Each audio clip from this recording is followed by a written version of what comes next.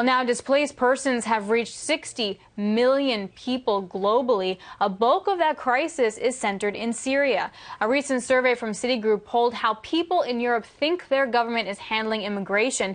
The results? Pretty negative. This chart shows that in Spain, Greece, and the UK, over 70% disapprove. So I spoke with Tina Fordham, Citigroup's political analyst, about her recent report on the politics of people flows, where she highlights the 4 key risks globally to this refugee crisis.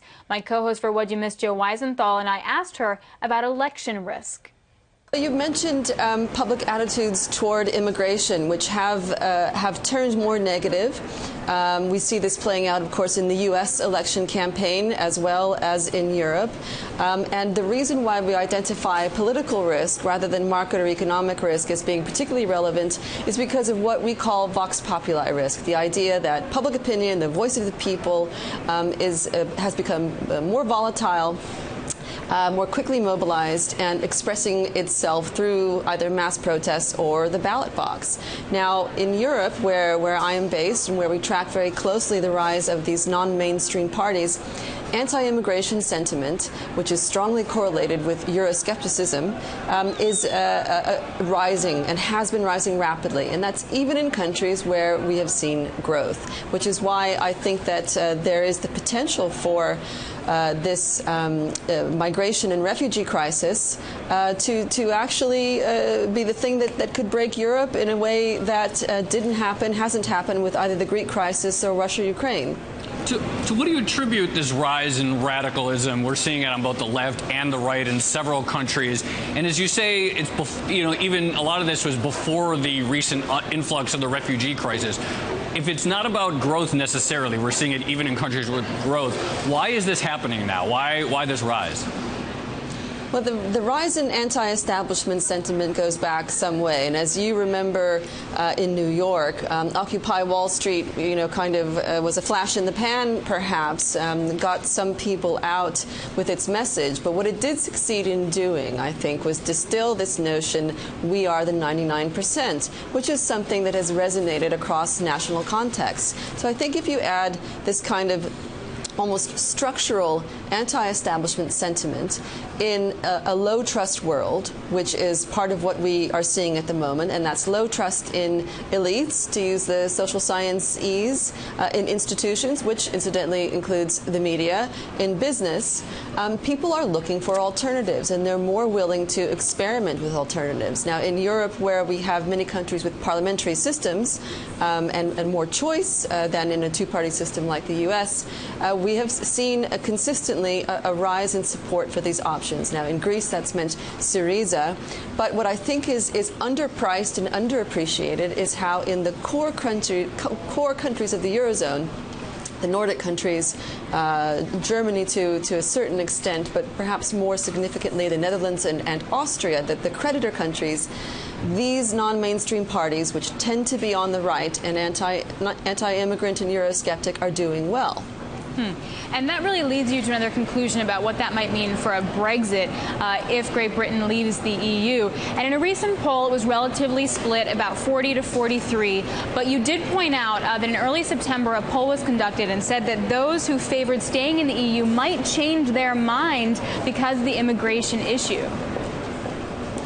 Yes, and this is one of the ironies about public opinion, which we do incorporate it into our research and track quite closely. First of all, there's cognitive dissonance in public opinion. People can hold two conflicting ideas at the same time. I don't like immigration, but I want to stay in the EU, even though those things may not be so completely consistent with one another. So here's my question. Do you see any prospect of this turning around in the near term? Is there some hope that maybe politicians and business leaders in the media will regain trust? Or do you see this just worsening for a long time? Well, I was just having this conversation with a pollster that has been looking at this trust issue quite closely.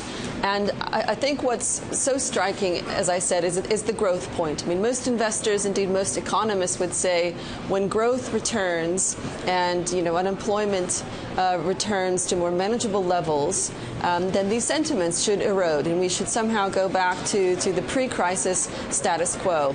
That's really not happening. And again, to take the U.S. as an example, just so that we don't think we're immune from this, I think the rise of Donald Trump on the right, Bernie Sanders on the left, Jeremy Corbyn, who was crowned Labour leader here in the UK over the weekend. This is a little bit of what I call flat earth politics. These people are campaigning on a policy mix that they really can't implement. But what's interesting is that their followers don't seem terribly perturbed about their electability. What they say they like is that these leaders are espousing ideas that they agree with. And there's been a lot of academic work done on this, the extent to which we all want to live in an echo chamber where our ideas are reinforced, not challenged, and maybe we don't even mind if they're not actually based on fact. So, Tina, what's the end result of all this? If we flash forward like 10, 15 years down the road, this crisis worsens out of Syria. What gives here? Well, one of the most important factors to watch is going to be the direction of global growth, because even though a modicum of growth is maybe necessary but not sufficient, if growth were to worsen significantly, and say we did have a China-led recession, then what I would expect to see is that the more fringe, more radical aspects of this non-mainstream political party grouping to do better. It was truly a fascinating conversation, and for more, I'm joined by Bloomberg Markets managing editor and my co-host for What'd You Miss, Joe Weisenthal. And we really saw Tina's thesis really play out even in the Greek election over the weekend. Yeah, one of the things she warned about, as she said, was that this refugee crisis could sort of,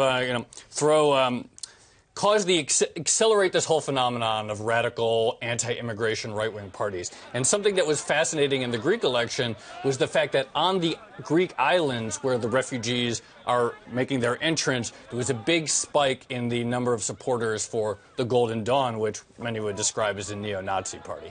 The Golden Dawn got in third place overall, which is just a stunning result. But you really saw the gains on those islands where people are experiencing the refugee situation firsthand.